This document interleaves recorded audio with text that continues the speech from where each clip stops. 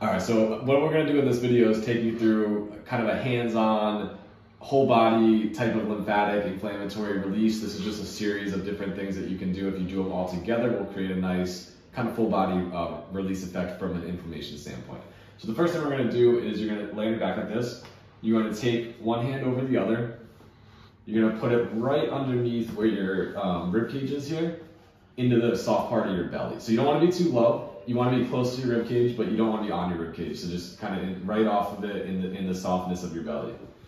From here, you're going to pressure down. Okay, that's the most important part. You pressure down, and you're going to do a deep circular motion, just like this.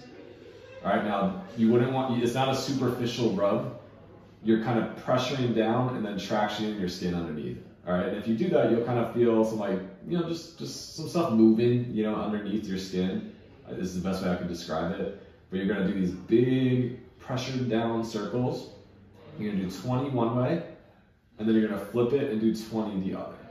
All right, that's technique number one. After you do that, next thing you're gonna do is you're gonna come up to your sternum or your chest bone. Okay, a lot of lymphatic stuff sits here, and it can be a common backup point. All right, and you're just gonna take your fingers kind of like this, and we're just gonna knead up and down our sternum. Okay, I'm putting gentle pressure down. I'm not digging. I'm not making myself, it shouldn't hurt doing this. All right, the best way that you can describe it is you're doing it right. What you should feel is like movement under your skin. That's the best, that's kind of the way your patients will describe this when it's done correctly. All right, you'll feel these, as you're walking your fingers up and down your chest bone, you'll feel these little divots. In those little divots, you just sit there and just work up and down. From there, you're gonna make a fist and you're gonna tap up and down your sternum.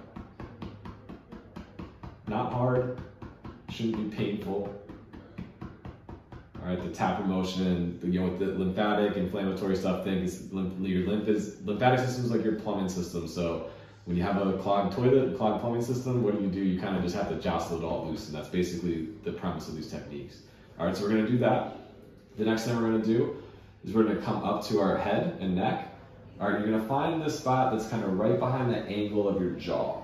All right, it's right off the angle of your jaw, like in your neck. All right, and you're just going to very gently, nice circular motions. You can go both directions, but you're just going to work that nice and easy.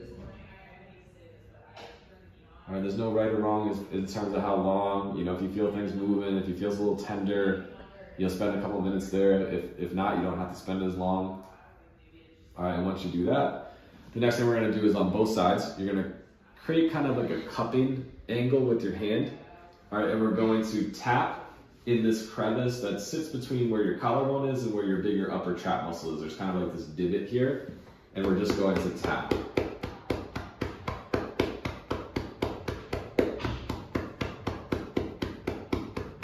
"10 times, 20 times, something like that. We'll do the same thing on the other side. Okay, and if you do all of that, that'll create a nice little reset effect from an inflammatory perspective.